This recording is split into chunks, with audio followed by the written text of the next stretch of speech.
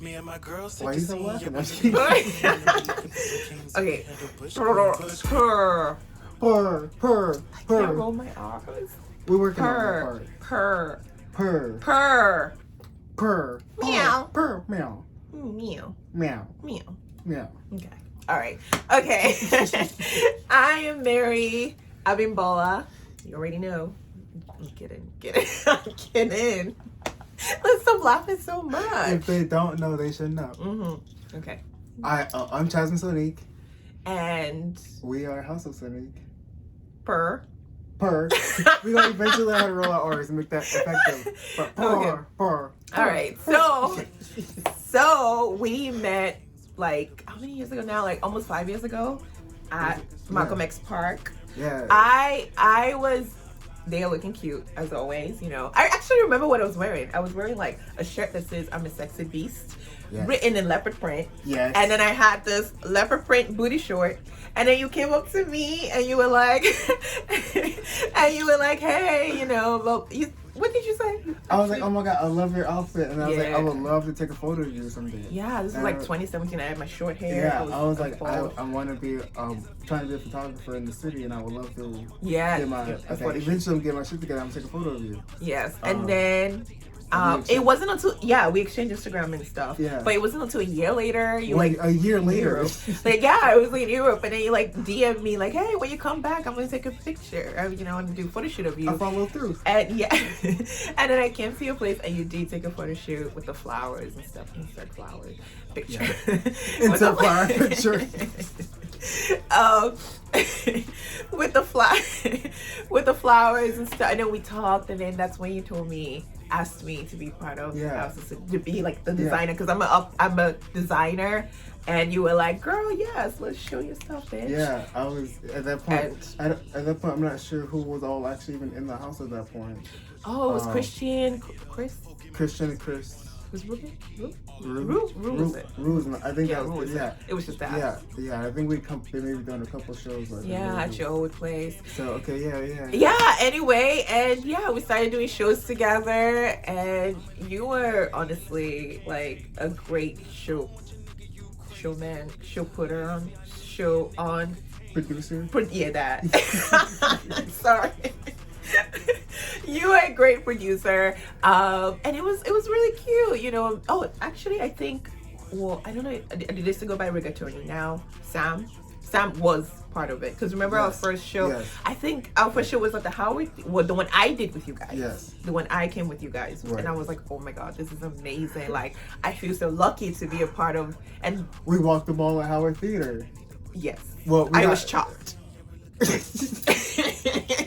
That's a different video. Do you think you still have the video? Well, I don't have the video of me recording myself because I was on stage, but that's a whole different YouTube video. Yes. But it was really nice to be, you know, in the midst of all that. And I remember I invited my straight girlfriends, and they were like, Mary, your life is like a movie. Like, this is so dope. And I was like, oh, like I feel blessed and honored to be introduced to the queer space in DC, because through you, honestly, like if I wasn't part of like the House of Sonique coming up, my life would have been different. So, okay, sorry. I'm gonna turn that off.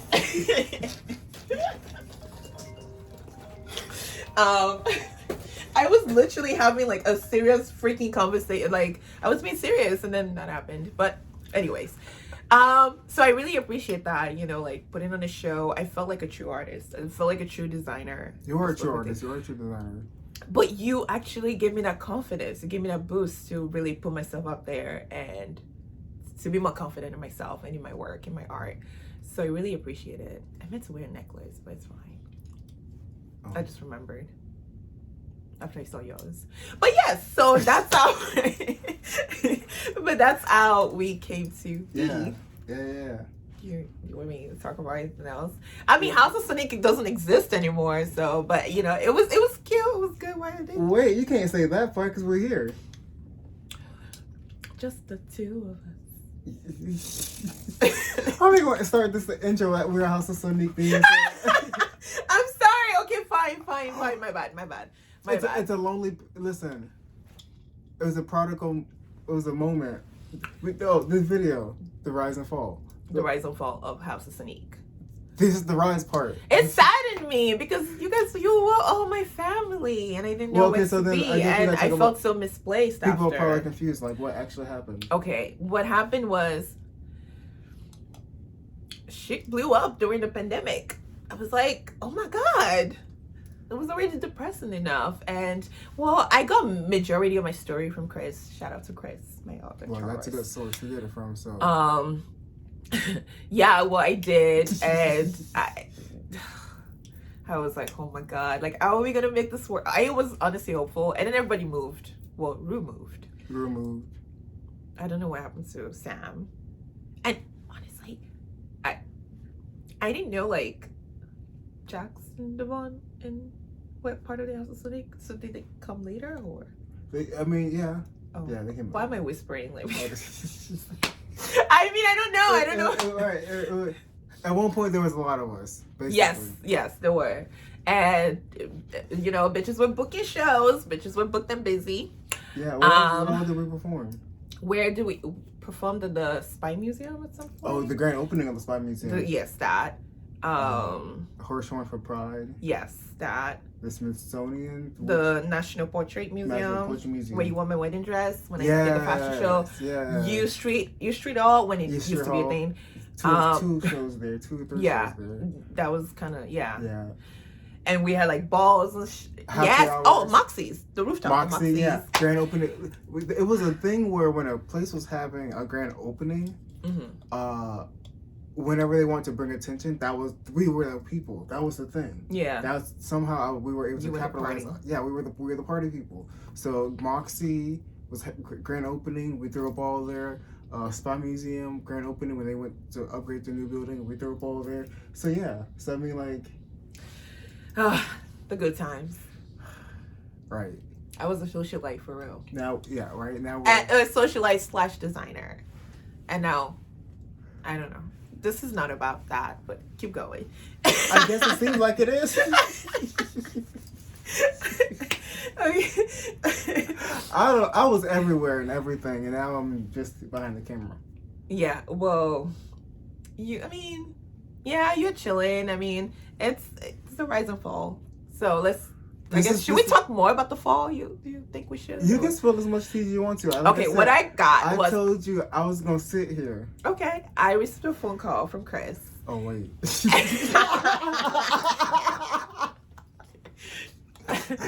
Oh, actually, no. I think you called me first. Then you explained the details of what happened. Right.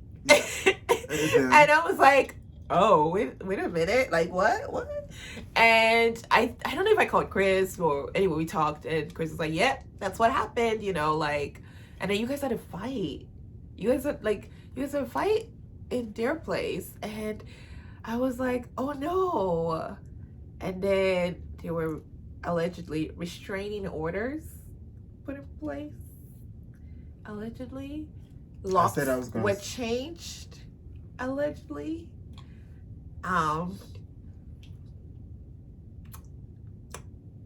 Abusive relationship, allegedly. I don't know. Were you in an abusive relationship? Did you? I said I was gonna sit here. Oh, I know because I wanted to confirm from you, but wait. Do you think? Yes, it was abusive. Okay, it was the worst. Was there meth involved? I heard. I was dating a meth head. Okay, all right. Just wanted to. Don't do it. Okay. PSA. Narcissist. What's that thing for the PBS announcement? Don't date a meth head. Don't date a meth head. I was dating a meth head who was a narcissistic, who I did not know his goal was to more or less ruin House of Sonique, but also take all my little glory that I had with me for him and make it into his own business. Which, I mean, more or less they pretty much did. I mean, well, some people said they tried to tell you that it was kind of taken over because Calicola, what was their brand? Yeah. Calicola, whatever. Became on top of House of Sonique. So House of Sonique came bottom, and then Calicola. I was like, what the fuck is what is this Calicola? Like, anyways, so we were like, yeah, they really wanted to suck all that you had and make it theirs. And they intentionally had ways of ruining each relationship. Yes. In a very way that was like not. I mean, I'm just glad they didn't get their hands on you. Basically. I know. Well, yeah. That's probably because I live in Maryland. I'm glad. Something. So I'm just glad. Just glad. Just glad. But I also, I've taken my part to, like, you know, touch back with each person and make sure, like, I would not have wanted to come back and make this video or work with you had each person, if they see it, not be proud of it to an extent. Right. Because I've actually taken a chance to have a moment with them that was actually meaningful and real and let them know, like, I fucked up and I'm sorry. Right. So, like, you went on an apology with her. I went on a calendar. I heard you were in New York, apologizing to Rue. I made trips. Yeah. Listen, I did things. Yeah. Well, I did. I went hard.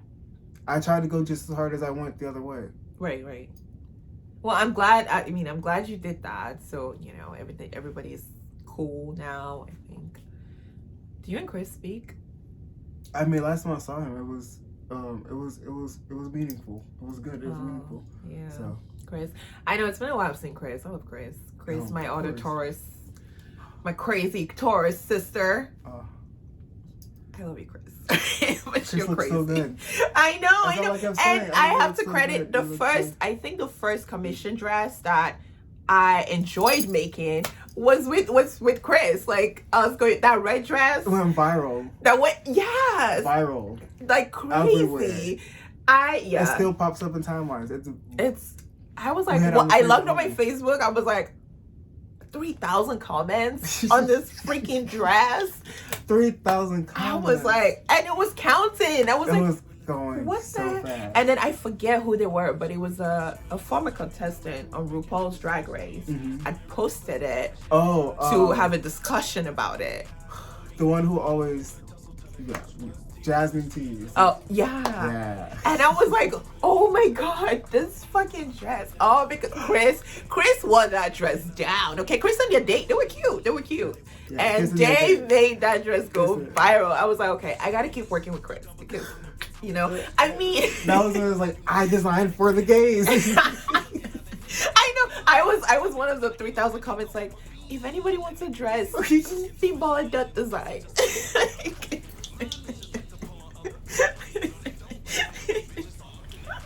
In case anybody wanted to know, I don't know.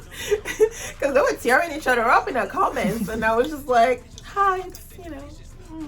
I can say, I personally have never looked at any of the comments. Oh. Well, I mean, I don't know if I read them, but it felt like, okay. It was very polarized. Well, it was because usually the first post, whatever post was up there, was enough to set the tone. Yeah, it did. Whoever posted it, whatever they said, when they shared it, they literally asked the question: is it okay for, you know, this person to wear this dress? Right. And oh my God, and it just went crazy.